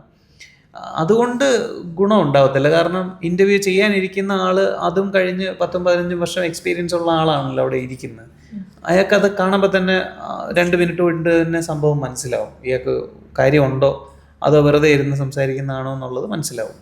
സർ, ഒരു ക്വസ്റ്റ്യനും കൂടി ഉള്ളത്, നമ്മൾ ഇപ്പം യൂത്ത് പലപ്പോഴും ഓരോ ജോബ് ചാൻസസ് നോക്കി നടക്കുവാണ്. അപ്പം അവർക്ക് എങ്ങനെയായിരിക്കാം ഒരു കമ്പനിയിലേക്ക് എത്തിപ്പെടാനായിട്ട് പ്രിപ്പറേഷൻ വേണ്ടി വരുന്നത്?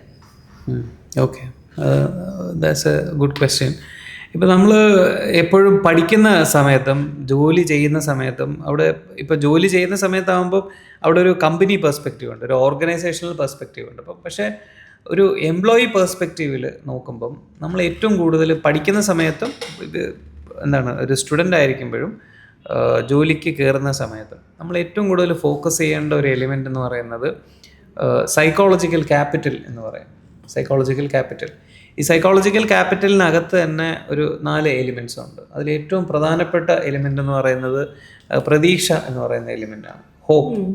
ഓക്കെ, അതായത് നിങ്ങൾ പഠിച്ചുകൊണ്ടിരിക്കുന്ന സമയത്ത് നിങ്ങൾ പഠിക്കുന്ന വിഷയത്തിന് നിങ്ങളുടെ ഭാവി സുരക്ഷിതമാക്കാൻ ഹെൽപ്പ് ചെയ്യുന്ന തരത്തിൽ നിങ്ങളുടെ ഉള്ളിലൊരു ഹോപ്പ് ഉണ്ടാക്കുന്നുണ്ടോ? ഓക്കെ, അപ്പോൾ ഇത് സ്വയം നമ്മൾ മാത്രം ഹോപ്പിനെ പറ്റി ആലോചിച്ചിട്ട് കാര്യമില്ല. ഇത് പഠിക്കുന്ന ഇൻസ്റ്റിറ്റ്യൂട്ട്, ആ കോഴ്സ് ഓഫർ ചെയ്യുന്ന ഇൻസ്റ്റിറ്റ്യൂട്ട്, അവർക്കെല്ലാം ഇതിനകത്ത് റോളുണ്ട്. ഇപ്പം നേരത്തെ നമ്മൾ AI ഇൻ സൈക്കോളജി എന്ന് പറഞ്ഞൊരു കോഴ്സ് ഒരാൾ ഓഫർ ചെയ്യുന്നു എന്ന് വിചാരിക്കുക. AI ഇൻ സൈക്കോളജി എന്ന് പറയുന്ന കോഴ്സ് ഇന്ന് ട്രെൻഡിങ് ആണ്. ഈ കോഴ്സ് എടുത്തതുകൊണ്ട് ആ കോഴ്സിൽ പഠിക്കാൻ വരുന്ന ഒരാളാണെങ്കിൽ പോലും കോഴ്സ് കഴിയുമ്പോൾ അയാൾക്ക് മാന്യമായ രീതിയിൽ കേരളത്തിൽ ജീവിക്കാൻ പറ്റുന്ന, അല്ലെ പോട്ടെ ഇന്ത്യയിൽ ജീവിക്കാൻ പറ്റുന്ന ഒരു ജോലി സമ്പാദിക്കാൻ നിങ്ങൾക്ക് ഹെൽപ്പ് ചെയ്യാൻ പറ്റുമോ? ഇതാണ് ഹോപ്പ് എന്നുള്ളതിൻ്റെ വളരെ പ്ലെയിൻ ആൻഡ് സിമ്പിളായിട്ടുള്ള സാധനം. ഇത് കുട്ടികളും ചിന്തിക്കണം. പഠിച്ചുകൊണ്ടിരിക്കുന്ന സമയത്ത് ഞാനൊരു മെഷീൻ ലേണിങ്ങിൻ്റെ കോഴ്സ് ചെയ്യുന്നു, എന്തിനു ചെയ്യണം? അത് ഹോപ്പ് തരുന്നുണ്ടോ? പ്രതീക്ഷ തരുന്നുണ്ടോ? രണ്ടാമത്തെ സൈക്കോളജിക്കൽ ക്യാപിറ്റലിൻ്റെ പ്രധാനപ്പെട്ട എലിമെൻ്റ് എന്ന് പറയുന്നത് റെസിലിയൻസ് എന്ന് പറയുന്ന എലിമെൻ്റാണ്. ഞാൻ വീണു പോയാൽ എനിക്ക് എഴുന്നേക്കാൻ പറ്റുമോ? ഓക്കെ, ഞാൻ വളരെ പ്രതീക്ഷയോടുകൂടി ഈ കോഴ്സ് ചെയ്യാൻ തുടങ്ങി, പക്ഷേ എനിക്ക് ജോലി കിട്ടിയില്ല. ഇതൊരു വീഴ്ചയാണ്. ഈ വീണ് കിടന്നതിന് ശേഷം എനിക്ക് എഴുന്നേക്കാനുള്ള എനർജി കിട്ടുമോ? ഇത് ഞാൻ എങ്ങനെയാണ് ഉണ്ടാക്കിയെടുക്കുന്നത്? ഇത് വളരെ ഇമ്പോർട്ടൻ്റ് ആയിട്ടുള്ളൊരു സാധനമാണ്. കാരണം നമ്മൾ പലപ്പോൾ AI എന്ന് പറയുന്നത് നേരത്തെ പറഞ്ഞ പോലെ വളരെ ഫാസ്റ്റായിട്ടാണ് ഇതിനകത്തുള്ള ചേഞ്ചസ് വരുന്നത്. നമ്മൾ ഇന്നൊരു കോഴ്സ് പഠിച്ചുകൊണ്ടിരിക്കുന്ന കോഴ്സ് പഠിച്ച് തീരുമ്പോൾ അടുത്ത ടെക്നോളജി വരുന്നു. ഇത് എത്രയാണെന്ന് വിചാരിച്ചത് ഇങ്ങനെ പഠിച്ചുകൊണ്ടിരിക്കും. എത്ര പഠിച്ചാൽ മതിയാവും എന്നുള്ള അവസ്ഥയാണ് ഇപ്പോൾ കാണാൻ പറ്റുന്നത്. അപ്പോൾ ഇത് കുറച്ച് കഴിയുന്ന സമയത്ത് പഠിക്കുന്ന ആൾക്കാരുടെ ഇടയിലും ജോലി ചെയ്യുന്ന ആൾക്കാരുടെ ഇടയിലും ഒക്കെ ഇൻ ദ ലോങ് റൺ ഇതൊരു ആങ്സൈറ്റി ഉണ്ടാക്കും. കാരണം എത്ര പഠിച്ചാലും പിന്നെയും പഠിച്ചുകൊണ്ടിരിക്കണം. കാരണം നമുക്കൊരു സ്റ്റെബിലിറ്റി വേണമല്ലോ എത്രയാണെങ്കിലും. അല്ലാതെ നമ്മൾ കണ്ടിന്യൂസ് ആയിട്ട് പുതിയ കാര്യങ്ങളെ പറ്റി പഠിച്ചിരിക്കുക എന്ന് പറഞ്ഞാൽ നമുക്ക് റിലാക്സ് ചെയ്യാൻ സമയമില്ല. നമ്മുടെ ഉള്ളിൽ ജോലി പോകുമെന്നുള്ള പേടി വരും. പിന്നെ എത്ര പഠിച്ചാലും പിന്നെയും പഠിക്കണം എന്നുള്ള ഇത് വരുന്ന സമയത്ത് ഒരു ലേൺഡ് ഹെൽപ്ലെസ്നെസ് എന്ന് പറയുന്ന ഒരു ആസ്പെക്റ്റിലോട്ട് നമ്മൾ പതിയെ അങ്ങ് മാറാൻ തുടങ്ങും. ഇതെല്ലാം തന്നെ നമ്മളെ നെഗറ്റീവായിട്ട് ബാധിക്കാൻ തുടങ്ങും അൾട്ടിമേറ്റ്ലി. അപ്പം നമുക്ക് റെസിലിയൻസ് ഉണ്ടാകുക എന്ന് പറയുമ്പോൾ നമ്മൾ ഒരിടത്ത് വീഴുമ്പോൾ നമുക്ക് എഴുന്നേക്കാനായിട്ട് നമ്മുടെ ഉള്ളിൽ തന്നെ വേറെ ആരും കൈപിടിക്കുന്നതിന് മുമ്പ് നമുക്ക് തന്നെ തോന്നണം. അപ്പോൾ ഇതെങ്ങനെ തോന്നിപ്പിക്കാം? ഓക്കെ, ഇപ്പം ഡിഗ്രി പഠിച്ചുകൊണ്ടിരിക്കുന്ന ഒരാളാണെങ്കിൽ നമ്മൾ സാധാരണഗതിയിൽ നമ്മൾ എപ്പോഴും ആലോചിക്കുന്നത് എൻ്റെ കൂട്ടുകാരന് ചെയ്യാൻ പറ്റുവാണെങ്കിൽ എനിക്കും ചെയ്യാൻ പറ്റും. ഇതാണ് നമ്മൾ വളരെ കോമൺ ആയിട്ട് ആലോചിക്കുന്ന ഒരു സംഭവം എന്ന് പറയുന്നത്. പക്ഷേ അയാൾ വളർന്ന സാഹചര്യവും അയാളുടെ ഉള്ളിലുള്ള ജനിതകമായ സവിശേഷതയൊന്നും അല്ല നമ്മുടെ ഇരിക്കുന്നത്. അപ്പോൾ എൻ്റെ കൂട്ടുകാരന് ചെയ്യാൻ പറ്റും, അയാൾ എവറസ്റ്റിൽ കയറി, എന്നുകൊണ്ട് എനിക്ക് കയറണം പറ്റണമെന്നില്ല. അതിനേക്കാൾ ഉപരി നമുക്ക് സ്വീകരിക്കാൻ പറ്റുന്നൊരു മാർഗം എന്ന് പറഞ്ഞാൽ എനിക്ക് ഡിഗ്രി പാസ്സാകാൻ പറ്റുവാണെങ്കിൽ എനിക്ക് MAയും പാസ്സാകാൻ പറ്റും. ഞാൻ എൻ്റെ തന്നെ പ്രീവിയസ് എക്സ്പീരിയൻസിനെ ഉള്ളിൽ ഓർത്തുകൊണ്ട് ഞാൻ ഒരിടത്ത് വീണ് കിടക്കുന്ന സമയത്ത് ഞാൻ ആലോചിക്കുവാണ്, ഞാൻ ഇത്രയും ദൂരം നടന്ന് വന്നിട്ടുണ്ടെങ്കിൽ ഇനിയും മുമ്പോട്ട് പോകും. ഇത് എൻ്റെ അനുഭവത്തിൻ്റെ വെളിച്ചത്തിലാണ് ഞാൻ ആലോചിക്കുന്നത്. അല്ലാതെ എൻ്റെ കൂട്ടുകാരൻ ഇത്രയും അവിടെ എത്തിയിട്ടുണ്ടെങ്കിൽ ഞാനും അവിടെ എത്തും എന്ന് ആലോചിക്കുന്നതും, ഞാൻ ഇതുവരെ വന്നിട്ടുണ്ടെങ്കിൽ അടുത്ത സ്റ്റേഷനിലും കൂടെ ഞാൻ എത്തും, അത് 100% ഉറപ്പാണ് എന്ന് നമുക്ക് ചിന്തിക്കാൻ പറ്റണം. അപ്പം റെസിലിയൻസ് എന്ന് പറയുന്നത് രണ്ടാമത്തെ വളരെ ഇമ്പോർട്ടൻ്റ് ആയിട്ടുള്ളൊരു എലിമെൻ്റാണ്. ഇനി മൂന്നാമത്തെ എലിമെൻ്റ് എന്ന് പറയുന്നത് എഫിക്കസി എന്ന് പറയുന്നൊരു സാധനമാണ്. ഇപ്പം നമ്മൾ കുറേ കോഴ്സുകൾ പഠിക്കുന്നുണ്ട്, സൈക്കോളജി പഠിക്കുന്നുണ്ട്, AI പഠിക്കുന്നുണ്ട്. ഈ പഠിക്കുന്ന സാധനം നമുക്കെടുത്ത് ഉപയോഗിക്കാൻ പറ്റുമോ? നമ്മൾ അതിൽ വൈദഗ്ധ്യമുള്ള ആളാണോ? നമ്മൾ അതിൽ വൈദഗ്ധ്യം നേടുന്നുണ്ടോ അതോ ചുമ്മാ നമ്മൾ കാണാതെ പഠിച്ച് പരീക്ഷ എഴുതുന്നു. ഇപ്പോൾ നമുക്ക് എനിക്ക് തോന്നുന്നു, മുമ്പും ഒരു സ്ഥലത്ത് പറഞ്ഞിട്ടുണ്ട്, അത് എത്രത്തോളം ശരിയാണെന്ന് തോന്നുന്നില്ല, ഇത് എൻ്റെ പേഴ്സണൽ ഒപ്പീനിയനാണ്. കേരളത്തിൽ മാത്രമായിരിക്കും പരീക്ഷ എഴുതുന്ന എല്ലാവർക്കും A+ കിട്ടുന്ന ഒരു സ്ഥലം. ലോകത്ത് വേറെ ഒരിടത്തും അങ്ങനെ കിട്ടത്തില്ല. അപ്പം ഈ എഫിക്കസി എന്ന് പറയുന്നത് നമ്മൾ സിസ്റ്റമാറ്റിക്കലി സിസ്റ്റം തന്നെ എഫിക്കസി കുറച്ച് വെച്ചിരിക്കുകയാണ്. ആരെഴുതിയാലും A+ കിട്ടുന്നൊരവസ്ഥയാണ്. അങ്ങനെ ഒരിടത്തും കിട്ടത്തില്ല.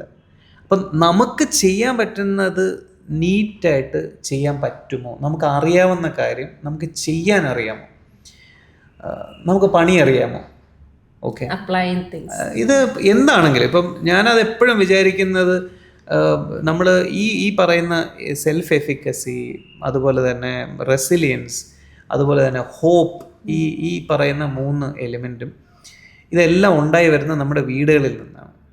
ഓക്കെ, ഇതൊക്കെ സ്കൂളിൽ പഠിക്കുന്നതിന് മുമ്പ് തന്നെ നമ്മുടെ വീടിനകത്ത് ഇത് ഏറ്റവും കൂടുതൽ നമുക്ക് പല കാര്യങ്ങളിലൂടെയും ചെയ്യാൻ പറ്റുമെങ്കിലും ഏറ്റവും കൂടുതൽ നമുക്ക് പരിശീലിക്കാൻ പറ്റുന്നത് വീട്ടിൽ കുക്കിംഗ് ചെയ്യുക എന്നുള്ളതാണ്. പുതിയൊരു സാധനം ഉണ്ടാക്കാൻ പഠിക്കുക. അതുവഴി നമുക്ക് ഒരുപാട് കാര്യങ്ങൾ ഹെൽപ്പ് ചെയ്യാൻ പറ്റും. നമുക്ക് വീട്ടുകാരെ ഹെൽപ്പ് ചെയ്യാൻ പറ്റും. നമ്മൾ തന്നെ നമ്മുടെ ഫുഡ് ഉണ്ടാക്കി കഴിക്കാൻ പറ്റും എന്നുണ്ടെങ്കിൽ, ഈവൻ ഒരു ഓംലെറ്റ് ആണെങ്കിൽ പോലും അത് വൃത്തിക്ക് ഉണ്ടാക്കാൻ അറിയാമോ, അത് ഉണ്ടാക്കി കഴിഞ്ഞതിന് ശേഷം കിച്ചൺ വൃത്തിയായിട്ടാണോ കിടക്കുന്നത്, ഉണ്ടാക്കി കഴിഞ്ഞതിന് ശേഷം പാത്രം കഴുകി വെക്കുന്നുണ്ടോ, ഈ സാധനങ്ങളിലൂടെ തന്നെ സ്കൂളിൽ പഠിക്കുന്ന കുട്ടികളിൽ തന്നെ ഈ എഫിക്കസി എന്ന് പറയുന്ന ഒരു എലിമെൻ്റ് ഉണ്ടാക്കിയെടുക്കാൻ പറ്റും. ഓക്കെ, അപ്പം ഇതൊന്നും തന്നെ ഒരു 25-ാമത്തെ വയസ്സിൽ പെട്ടെന്ന് പൊട്ടിമുളയ്ക്കുന്ന സംഭവങ്ങളല്ല. നമ്മളിപ്പോൾ എംപ്ലോയീസിൻ്റെ കാര്യവും ഓർഗനൈസേഷൻ്റെ കാര്യം പറയുവാണെങ്കിലും അവിടെ റിക്രൂട്ട്മെൻറ്റിൻ്റെ സമയത്ത് ഇയാൾക്ക് എഫിക്കസി കൂട്ടുന്നതിന് വേണ്ടിയിട്ടൊരു ട്രെയിനിങ് പ്രോഗ്രാം കൊടുക്കാം. പക്ഷേ അത് ഉണ്ടായി വരുന്നതിനൊരു ടൈം ലൈൻ ഉണ്ട്, അത് പെട്ടെന്ന് ഉണ്ടായി വരത്തില്ല. ഓക്കെ, അപ്പം എൻ്റെ ഒപ്പീനിയനിൽ ഇപ്പം പഠിക്കുന്ന കുട്ടികളാണെങ്കിലും ജോലി ചെയ്യുന്ന കുട്ടികളാണെങ്കിലും, നിങ്ങൾ ജോലി ചെയ്യുന്ന സ്ഥാപനം നിങ്ങൾക്ക് പ്രതീക്ഷ തരുന്നുണ്ടോ? നാളെ പുതിയൊരു ടെക്നോളജി വരുമ്പോൾ നിങ്ങളെല്ലാം പറഞ്ഞു വിടും എന്നുള്ളൊരു ധാരണയുണ്ടോ? അപ്പോഴേ നിങ്ങൾ അവിടെ നിന്ന് മാറുക. അവർ പറഞ്ഞു വിടാനായിട്ട് വെയിറ്റ് ചെയ്യരുത്. അത് നിങ്ങളുടെ മെൻ്റൽ ഹെൽത്തിനെയും നിങ്ങളുടെ പേഴ്സണലായിട്ടുള്ള ലൈഫിനെയും ബാധിക്കും. അപ്പം നിങ്ങൾ അത്തരത്തിലുള്ളൊരു സ്ഥാപനത്തിലേക്ക് പോകണം. അവിടെയാണ് ഈ ഓർഗനൈസേഷണൽ ഡിസൈൻ എലിമെൻറ്റിൻ്റെ ഇമ്പോർട്ടൻസ് വരുന്നത്. ഞാൻ നേരത്തെ പറഞ്ഞു, പലതരത്തിലുള്ള വ്യക്തിത്വമുള്ള ആൾക്കാർ ഒരു കമ്പനിയിലുണ്ടാവും. അപ്പോൾ ഇന്ന വ്യക്തിത്വം ഉള്ളവർക്ക് മാത്രമേ ഇനി സർവൈവൽ ബാധകമായിട്ടുള്ളൂ എന്ന് അവർ പറയുന്നുണ്ടെങ്കിൽ അത് ആ കമ്പനിയുടെ പോരായ്മയാണ്, നിങ്ങളുടെ പോരായ്മയല്ല.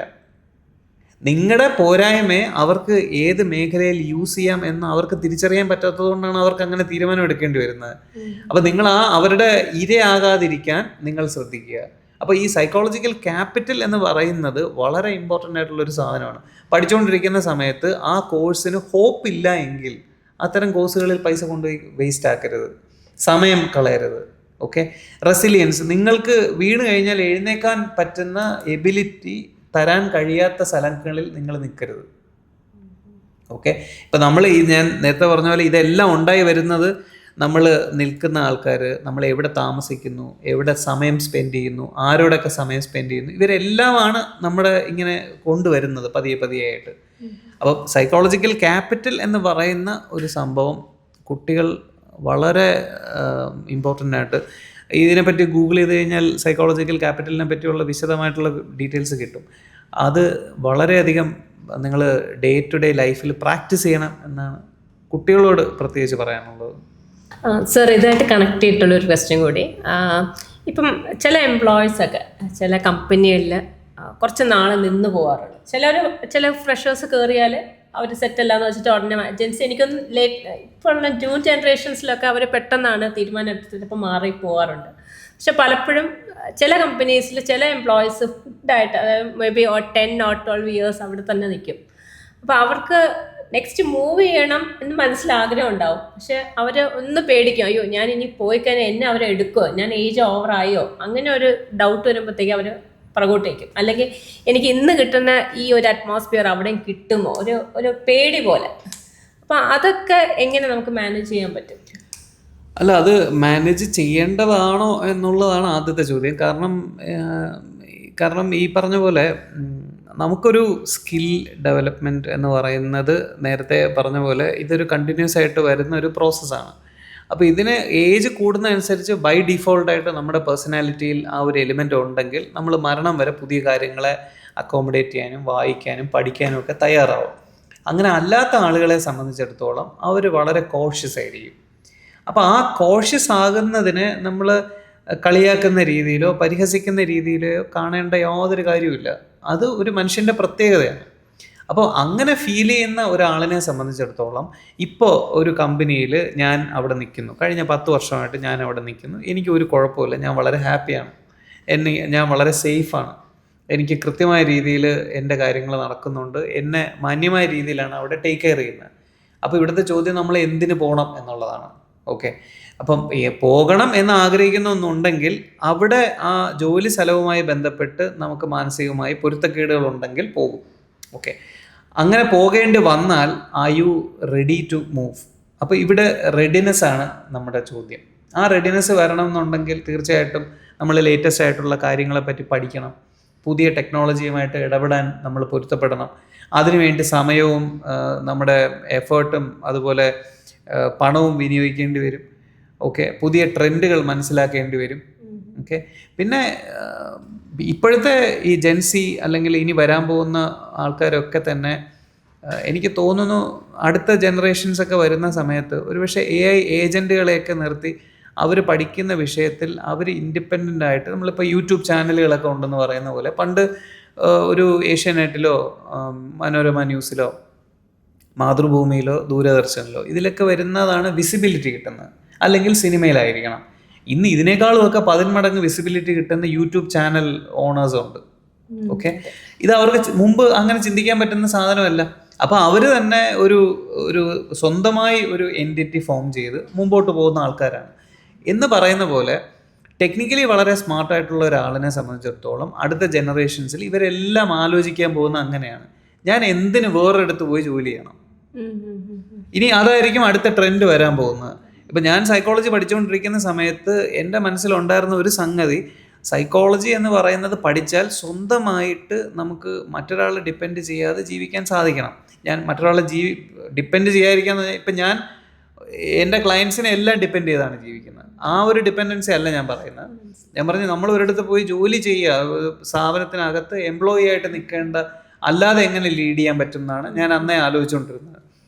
ഇനി വരുന്ന ജനറേഷൻസ് മുഴുവനും അങ്ങനെ രീതിയിൽ ചിന്തിക്കാൻ പറ്റുന്ന രീതിയിലായിരിക്കും AI ഏജൻസുകൾ ഇനി വരുന്നത്. അപ്പോൾ അവർക്ക് ഒരു പോഡ്കാസ്റ്റ് സ്റ്റുഡിയോ ചെയ്യണം. അപ്പോൾ പോഡ്കാസ്റ്റിൻ്റെ ടോപ്പിക്ക് സെലക്ട് ചെയ്യുന്നതിന് AI ടൂൾ ഉപയോഗിക്കാം, അതിൻ്റെ ക്വസ്റ്റ്യൻസ് ഫ്രെയിം ചെയ്യാൻ AI ടൂൾ യൂസ് ചെയ്യാം, അതിൻ്റെ സ്ക്രിപ്റ്റ് ഡ്രാഫ്റ്റ് ചെയ്യാൻ AI ടൂൾ ഉപയോഗിക്കാം, ഷൂട്ട് ചെയ്ത് എഡിറ്റ് ചെയ്യുന്നതിന് AI ടൂൾ യൂസ് ചെയ്യാം. അപ്പോൾ ഇത്രയും ചെയ്യാൻ പറ്റുവാണെന്നുണ്ടെങ്കിൽ ഞാനൊരു സ്റ്റുഡിയോയിൽ പോയി ജോലി ചെയ്യേണ്ട ആവശ്യം എന്താണ് എന്ന് അവരാലോചിക്കും. അപ്പോൾ അവിടെ വേണ്ടത് ഇതിനെല്ലാം കൃത്യമായ രീതിയിൽ അനലൈസ് ചെയ്ത് കൃത്യമായ രീതിയിൽ ചിട്ടപ്പെടുത്തി അവതരിപ്പിക്കാൻ പറ്റുന്ന ഒരെണ്ണം. ഇപ്പം അതിന് AI അവതാർസും ഉണ്ട്. അപ്പോൾ ഇതിനെയൊക്കെ എങ്ങനെ ഉപയോഗിക്കാൻ പറ്റും എന്നുള്ളതായിരിക്കും ഇനി ആലോചിക്കാൻ പോകുന്നത്. അപ്പോൾ ഒരിടത്തുനിന്ന് മാറാൻ പറ്റാതിരിക്കുക എന്ന് പറയുന്നത് എന്തുകൊണ്ടാണെന്നുള്ളതാണ് അവിടുത്തെ ചോദ്യം. എന്തിനു മാറണം, എന്താണ് ഇവരെ മാറാതിരിക്കാൻ പ്രേരിപ്പിക്കുന്നത്? അപ്പം അതിനകത്തൊരു പേഴ്സണാലിറ്റി എലിമെൻറ്റ് തീർച്ചയായിട്ടും വരും. അത് നമ്മൾ നോക്കിയിട്ട് മാത്രമേ നമുക്കത് പറയാൻ പറ്റുള്ളൂ.